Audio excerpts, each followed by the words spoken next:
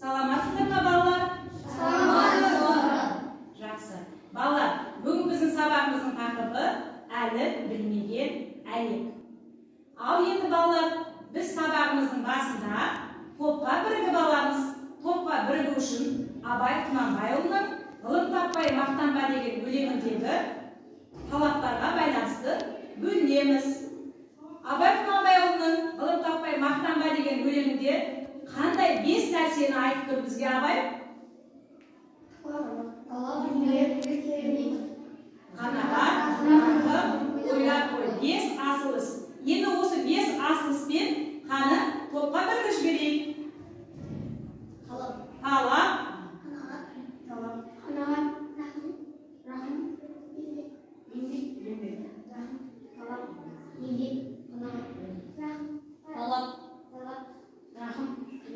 жарайсыңдар балалар.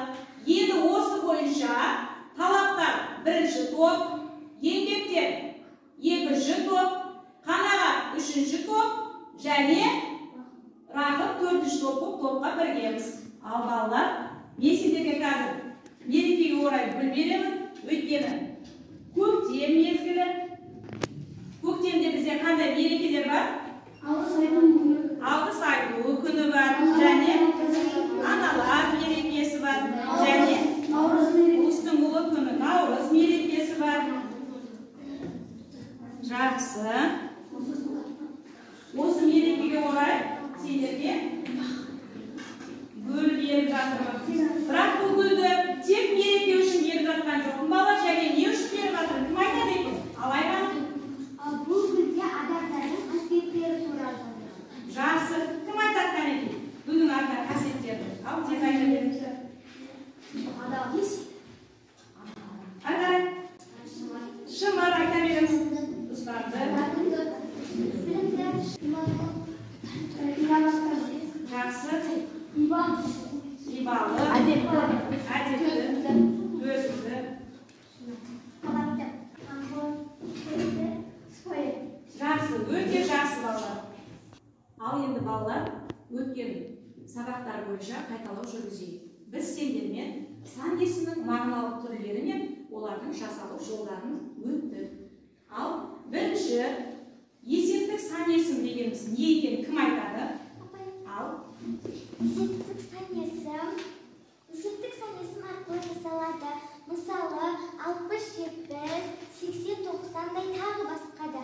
Жақсы, өте жақсы, саны білетін білдіреді екен, Ал жақсы, жинақтық сан есім дегеніміз не?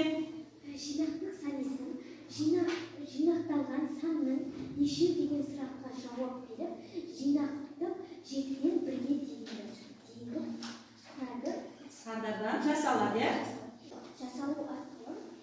Мысалы, 1-ден 3-ге, 4-ден 5-ге, 6-ден 7-ге. Жақсы.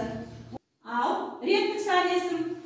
Реттік сан есім сақтылығы белгілерді және де ешіншіден сақтыққа жауап береді. Мысалы, 7-ші, 8-ші, 9-ші және тағы басқа. Біз өтетін тақырыбымыз өгіз бен бақа. Ахмет Байтұрсынұлының мысалы. Қазір осы мысалды оқып, әр топ сұрақ құрастырады.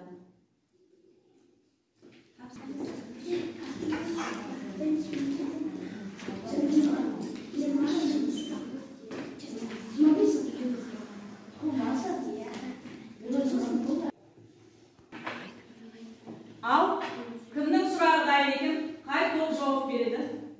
Рахым. Құрбаға кім болам деп таныстырды. Құрбаға кім болам деп? Таныстырды. Талпынды. Отырады. Жақсы. Еңбек тобы. Дайын ба сұрақ? Өгіздің суға тұрғанын көрді. Жақсы. Бақа. Ал. Құрбақа өгізге ұқсайтын қандай көзі? Жақсы. Қанағат? Бақа кіммен кездесін? Жарайсың. Ал балалар сендер әр тапсырмаларыңды мен стикер арқылы бағалап отырамын. Бұл жерде бірінші топта жақсы жауап берген оқушыларды стикер арқылы бағалап отырамын. Мына жерде жауап берді. Мына еңбек тобы жақсы балаларымыз Айғаным 2 рет жауап берді. Жақсы. Осылай бағалады балалар. Оқулықпен жұмыс жасаймыз. Жаңағы Ахмет Байтұрсынұлының мысалын аласыңдар. Бірінші топ талап тобына даңғойлық пен мақтаншақтық игі іске апармайтынын түсіндіріп сұхбат құрыңдар дейді. Екінші топ қанағат, бөлшектік сан есімдерді қолдана отырып, өгіз бен бақаны салыстырасыңдар.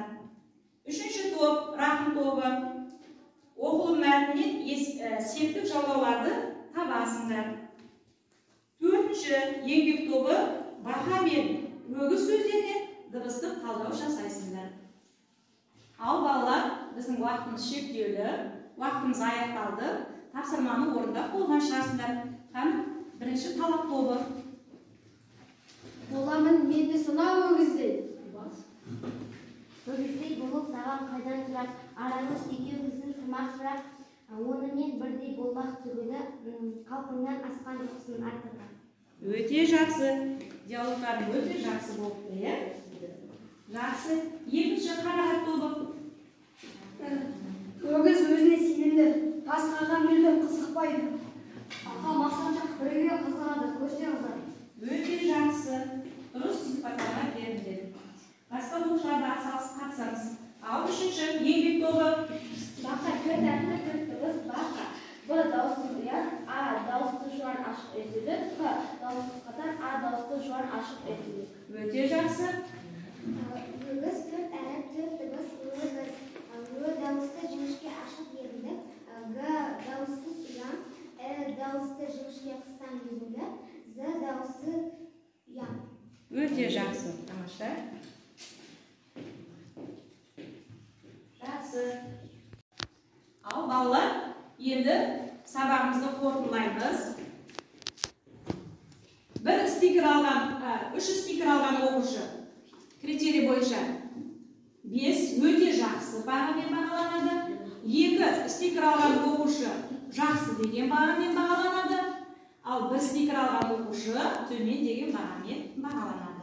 Енді қазір сендерге берілген стикерлерге өздерінің осы сабақтан алған әсерлеріңді, тілектеріңді жазып, білім қоржынына саламыз.